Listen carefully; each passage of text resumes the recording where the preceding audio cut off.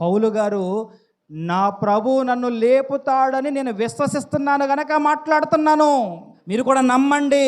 నేను విశ్వసిస్తున్నానండి, నా మట్టుకు నేను విశ్వసిస్తున్నానండి.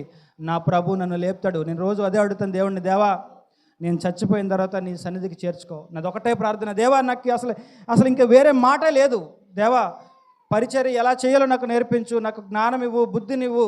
ఒకరోజు నువ్వు నన్ను చంపిన తర్వాత, నన్ను మట్టికి అప్పగించిన తర్వాత నన్ను తీసుకొని దగ్గరికి, అంతే, ఇంకేం వద్దు నాకు పరలోకాన్నివ్వు చాలు, అంతే, నాకు ఏం వద్దు అసలు. నాకు పరలోకాన్నివ్వు చాలు. ఎందుకంటే నేను నమ్ముతున్నాను నా ప్రభు ఎలాగైతే తిరిగి లేచాడో నన్ను లేపుతాడని నేను నమ్ముతున్నానండి. నాకు పునరుత్థానం కావాలి. నేను నా ప్రభుతో నేను ఉండాలి. నా ప్రభు నన్ను తన దగ్గరికి తీసుకుని వెళ్ళాలి.